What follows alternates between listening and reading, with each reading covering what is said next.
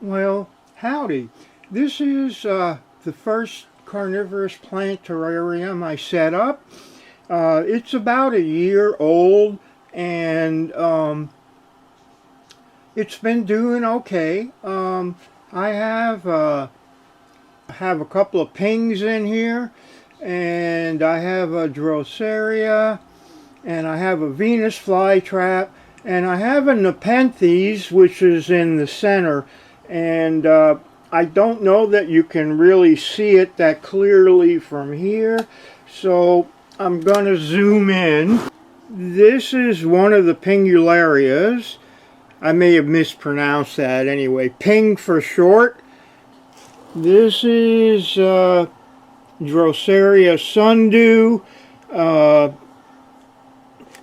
And moving along,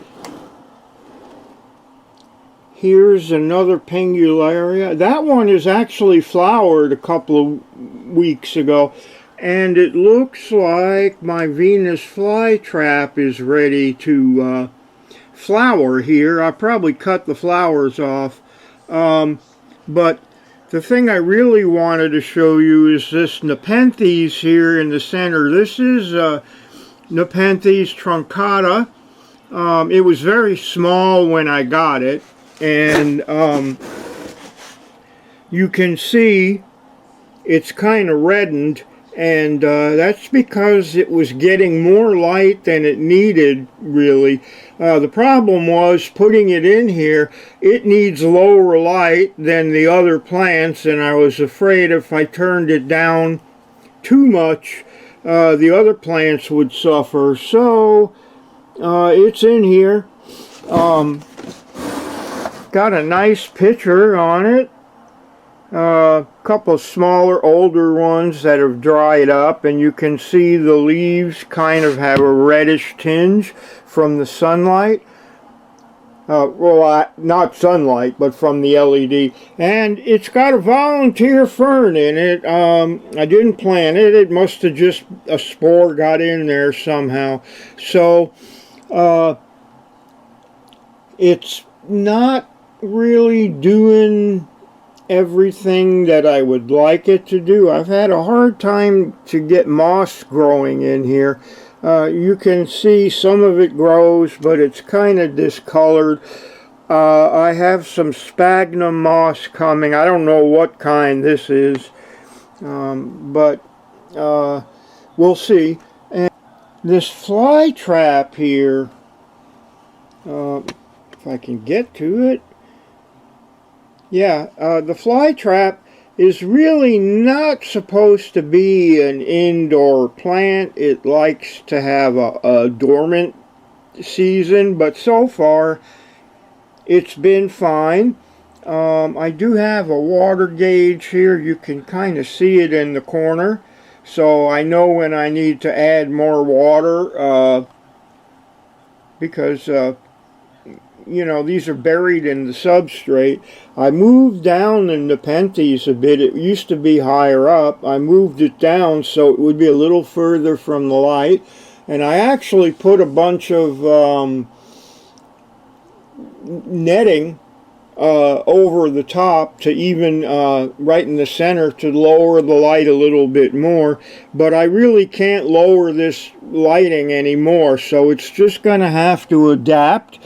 And it's going to be red tinged, I guess. And so it's a pretty plant. So, you know, the pictures are pretty cool. I like the spines along the side there. I think you can kind of see the dried flowers on this one. They were pretty pink flowers. The fly trap has been fed. Actually, they've all been fed, but not that much. They've all been fed, but not that much. I think I've fed these guys about 3 times, and I've used some fish food that I had, and they seem to be okay with that. On the Drosera here, where it's curled, it's wrapped around some food. That's what happens. You set something on there, and then these fronds curl up, and they digest it. And it looks like I could probably go through and feed these again. It's been a fun project. The only issue I've really had with it is that the Nepenthes likes lower light than the rest of the plants, and it'll just have to adapt unless I move it, and I don't really know where I'll put it. I do have a 75-gallon tank that I set up in my living room. I could move it there, but I don't think the light is any less bright, so I think it will probably just have to live here and make the best of it. And eventually these plants do get fairly large. Most Nepenthes are climbers. This one tends to be more of a spreader, which is good because I don't have a lot of height in here. I've got probably a couple, this is a tall tank, but I've still only got about a foot above, 16 inches above the pot itself. But it did grow a really nice pitcher here, and it will continue to grow.